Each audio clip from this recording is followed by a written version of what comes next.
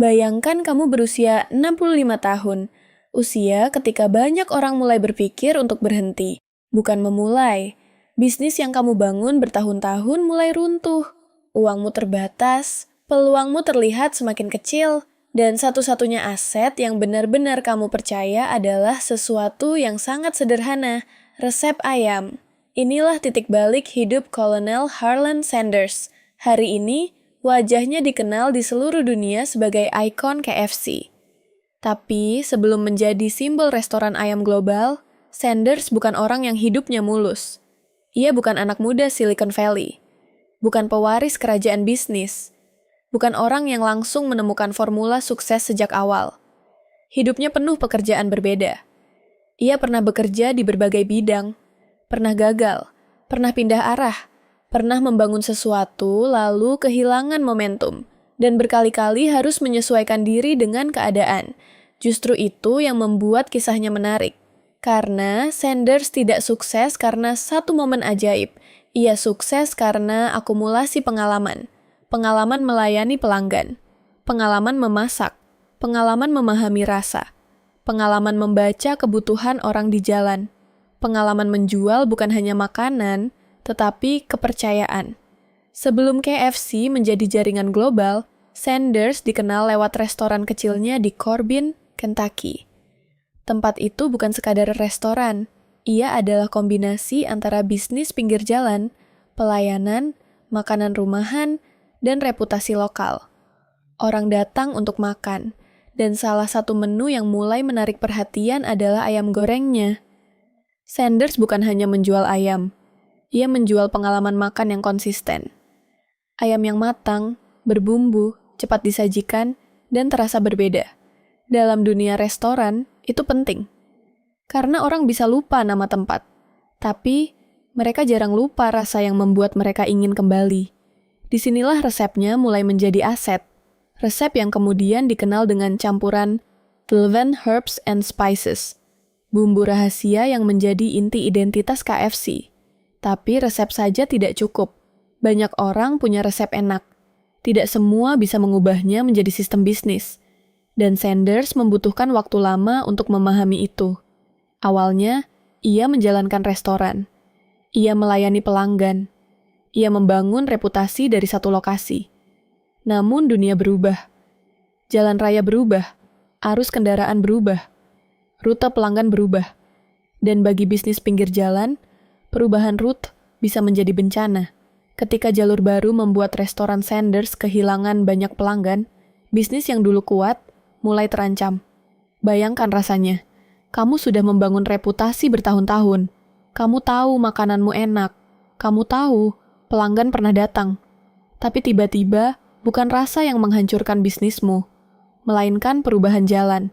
Ini bukan kegagalan produk, ini kegagalan konteks. Dan di usia 65 tahun, Sanders menghadapi pertanyaan berat. Apakah ini akhir? Atau justru awal dari model bisnis yang baru? Banyak orang mungkin akan berhenti, menganggap hidup sudah terlalu terlambat, menganggap peluang sudah habis. Tapi Sanders melihat sesuatu yang berbeda. Jika restoran fisiknya tidak bisa lagi menjadi pusat bisnis, mungkin resepnya bisa berjalan lebih jauh daripada restorannya. Bukan pelanggan yang datang ke dia yang akan pergi ke pelanggan. Atau lebih tepatnya, dia akan pergi dari restoran ke restoran. Menawarkan satu hal yang ia masih punya, ayamnya. Ketika restoran Sanders tidak lagi bisa diandalkan, ia melakukan sesuatu yang terlihat sederhana, tapi sangat berani. Ia membawa resepnya keluar. Bukan dengan membuka restoran besar baru, bukan dengan modal investor raksasa, bukan dengan iklan nasional. Ia masuk ke mobilnya, berkeliling, dan menawarkan ayamnya ke restoran lain.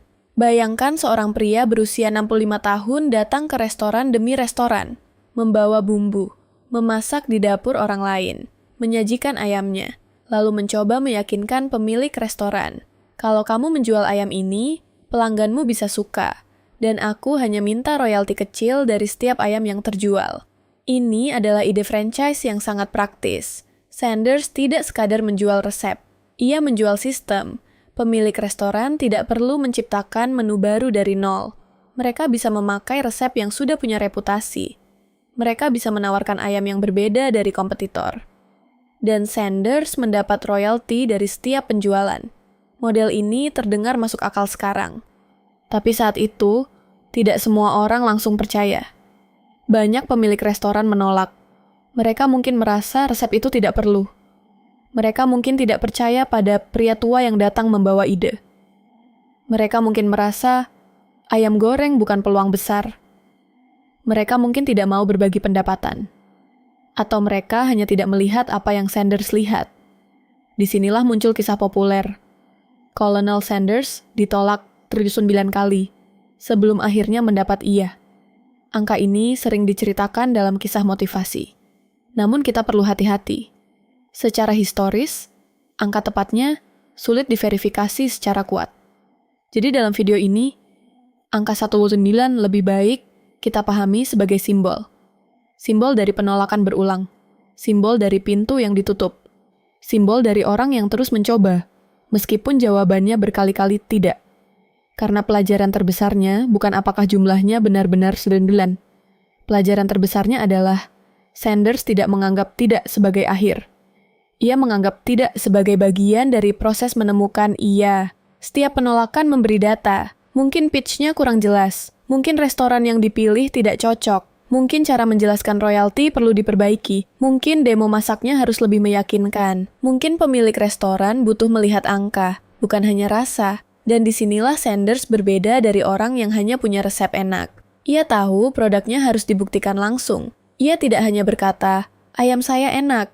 Ia memasaknya. Ia membuat orang mencium aromanya, melihat teksturnya, mencicipi rasanya, membayangkan pelanggan mereka membelinya. Dalam bisnis, demo sering lebih kuat daripada penjelasan. Karena orang tidak membeli teori, mereka membeli bukti. Akhirnya, ada restoran yang berkata, iya. Dari satu iya, model itu mulai berjalan. Lalu satu franchise menjadi beberapa menjadi puluhan.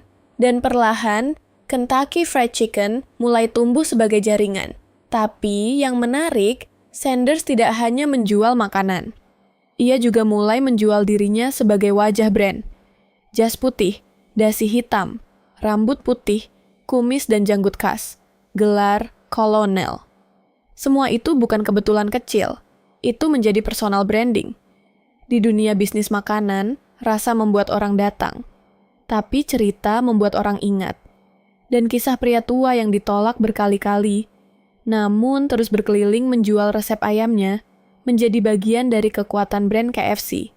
Sebuah brand bukan hanya logo. Brand adalah memori. Dan Colonel Sanders menjadi memori itu. Pertanyaannya, bagaimana dari satu resep ayam, satu pria tua, dan satu ide franchise, lahir jaringan makanan cepat saji yang mendunia? KFC tidak mendunia hanya karena ayamnya enak. Itu bagian penting. Tapi bukan satu-satunya alasan. Banyak makanan enak tidak pernah menjadi brand global. Yang membuat ide Sanders bisa membesar adalah kombinasi antara rasa, sistem, franchise, konsistensi, dan cerita. Pertama, produk harus mudah dikenali. Ayam goreng berbumbu khas menjadi identitas. Ketika pelanggan makan, mereka tidak hanya makan ayam, mereka makan sesuatu yang punya rasa spesifik. Kedua, prosesnya harus bisa diulang. Bisnis satu restoran bisa bergantung pada satu koki. Tapi, bisnis franchise tidak bisa begitu. Ia butuh standar. Bumbu harus konsisten. Cara memasak harus jelas. Waktu penyajian harus bisa diprediksi. Kualitas harus dijaga. Dan pemilik restoran harus bisa menjalankannya tanpa Sanders berdiri di dapur setiap hari. Ketiga, model bisnisnya harus menarik untuk partner. Sanders tidak meminta semua orang langsung membangun restoran baru. Ia menawarkan restoran yang sudah ada untuk menambahkan menu yang bisa meningkatkan penjualan. Ini cerdas, karena ia menurunkan hambatan masuk. Pemilik restoran tidak harus memulai dari nol. Mereka hanya perlu percaya bahwa ayam Sanders bisa membuat pelanggan datang. Keempat, brand harus punya wajah, dan Sanders menjadi wajah itu. Jas putihnya membuat ia terlihat rapi dan mudah dikenali. Gelar kolonel memberi aura tradisi dan karakter. Penampilannya membuat brand terasa personal. Seolah-olah di balik resep itu ada satu orang nyata yang menjamin kualitasnya. Di dunia modern, kita sering menyebut ini personal branding. Tapi Sanders sudah melakukannya sebelum istilah itu populer. Ia memahami bahwa manusia lebih mudah mengingat manusia daripada konsep bisnis abstrak. Kita tidak hanya mengingat ayam goreng franchise. Kita mengingat pria tua berjas putih yang percaya pada resepnya. Itulah kekuatan cerita. Namun tentu saja, pertumbuhan KFC juga membawa kompleksitas. Semakin besar jaringan, semakin sulit menjaga kualitas. Semakin banyak partner, semakin penting standar. Semakin global brand, semakin besar tantangan adaptasi. Tetapi fondasi awalnya tetap menarik. Sebuah produk sederhana diubah menjadi sistem yang bisa diperbanyak. Dan sistem itu dibungkus dalam cerita yang mudah diingat.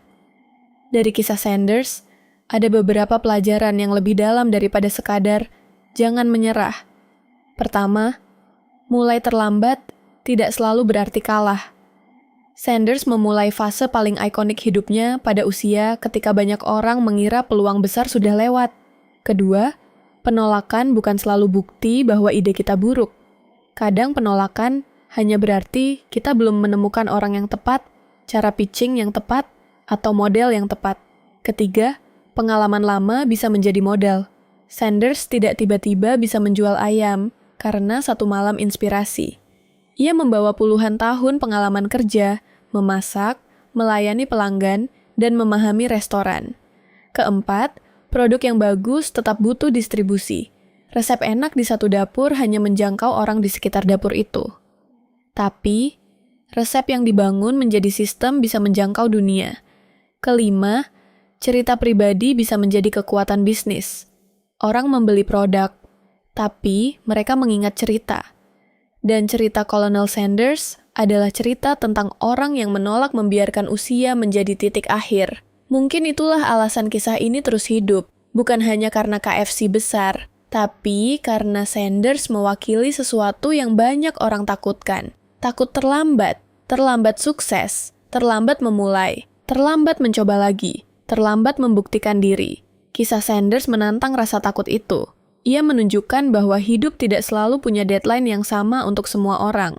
Ada orang yang berhasil muda, ada yang menemukan jalannya setelah gagal berkali-kali. Ada yang baru menemukan momentum ketika orang lain sudah berhenti berharap. Dan mungkin, kesuksesan terbesar bukan ketika semua orang langsung berkata iya, tapi ketika kita masih berdiri setelah terlalu banyak orang berkata tidak. Jadi, apakah Kolonel Sanders benar-benar ditolak tepat 109 kali? Mungkin angka itu akan terus diperdebatkan. Tapi pesan utamanya tetap kuat. 1. Iya, bisa mengubah hidup, tetapi kita tidak akan menemukannya kalau berhenti di tidak yang pertama. Menurut kamu, bagian paling inspiratif dari kisah Kolonel Sanders itu apa? Usianya yang sudah 65 tahun? Penolakannya? Resepnya? Atau kemampuannya mengubah makanan sederhana menjadi sistem bisnis global? Tulis pendapatmu di komentar. Dan kalau kamu suka kisah bisnis, sejarah brand, tokoh inspiratif, dan pelajaran hidup yang tidak cuma motivasi kosong, jangan lupa subscribe ke Inner Dataset. Karena kadang, hidup tidak berakhir ketika satu pintu tertutup. Kadang, kamu hanya perlu terus mengetuk sampai satu pintu akhirnya terbuka.